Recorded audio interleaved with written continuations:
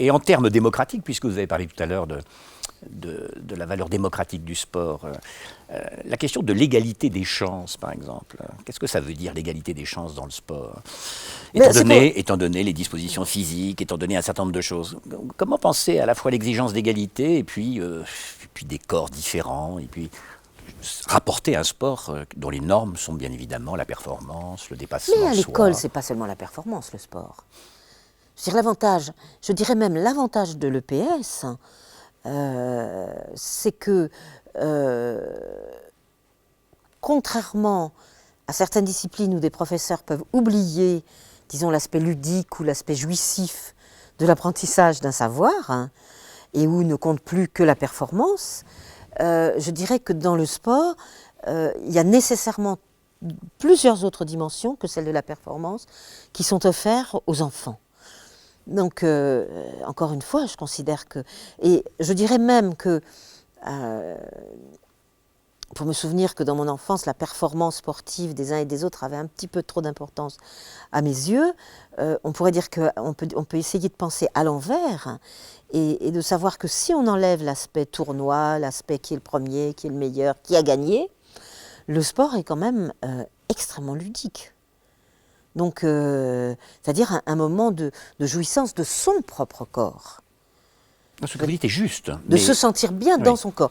Donc, tout ça par rapport à la question de l'égalité des chances, ça veut dire que dans tout ce qui est l'apprentissage scolaire et de loisirs dont on aimerait qu'il soit aussi parallèle avec le scolaire, on peut tout à fait aussi imaginer que les adultes qui accompagnent les enfants offrent une donnée aux enfants qui soit beaucoup plus multiforme que la recherche de la performance.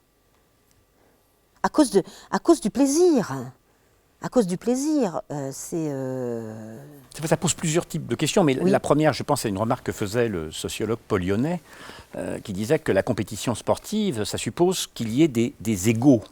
S'il n'y a pas des égaux, il n'y a pas véritablement de compétition.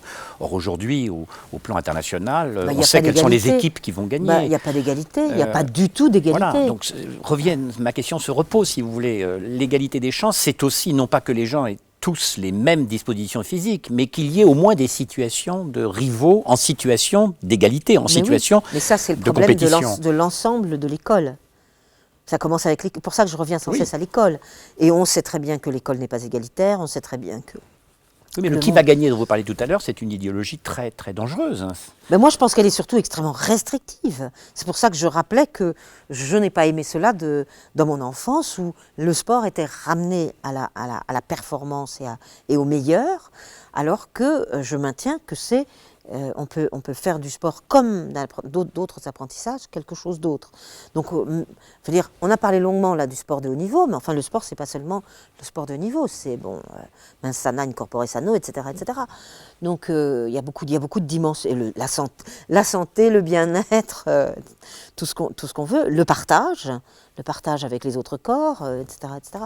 Mais bien sûr que l'inégalité sociale et mondiale existe. Là, moi, je ne parle que de ce que j'ai un tout petit peu réfléchi, à savoir la possibilité que le sport soit un lieu d'émancipation à travers la problématique de l'égalité des sexes. Mais que les chances soient foncièrement inégales en permanence. Et ce n'est pas les exceptions qui nous feront oublier que la règle, c'est l'inégalité. C'est pas celui qui arrive à courir avec des jambes artificielles, avec les coureurs normaux, qui nous fera croire que ça a été l'idéologie qu'on sert à tout point de vue et dans tous les lieux de la société sur puisqu'il y en a un qui peut le faire, pourquoi pas tous? Alors que non, pas tous, parce que les conditions ne sont absolument pas données à tous. Mais donc il y a bien évidemment une minorité, c'est le sport de haut niveau, et la grande masse de ceux qui font du sport au quotidien, ou un sport ludique, ou d'amusement. Mais les normes, elles sont imposées par la performance. Et cela se fait-il pas au dépend de l'accomplissement de soi? Je pense que j'aime pas beaucoup faire du féminin et du masculin, mais les femmes n'ayant pas été associées à la performance sportive, elles sont vraiment plus cool avec ça. C'est-à-dire que... ah bon ? Voilà, c'est-à-dire qu'il y a peut-être une adhésion au modèle de la performance qui est quand même plus douteux, enfin moins certain. Voilà, c'est pas pour ça que, enfin, j'en fais pas une qualité substantielle, essentielle, etc. J'en fais plutôt un attribut qui est lié à notre histoire, donc un héritage historique, qui est que moi, ça m'a jamais, ça m'a agacée profondément comme petite fille, mais vraiment même révoltée. Et en même temps, ça ne m'a pas empêché de m'approprier le sport comme du plaisir. Mais c'est vrai aussi qu'on est dans un débat beaucoup plus général. C'est la difficulté dans nos sociétés de penser à la fois une exigence égalitaire, donc démocratique, et en même temps un élitisme républicain. Notre société pense très difficilement cette... Sûrement. Et le sport en est une sorte Sûrement. d'illustration. Sûrement, bien sûr.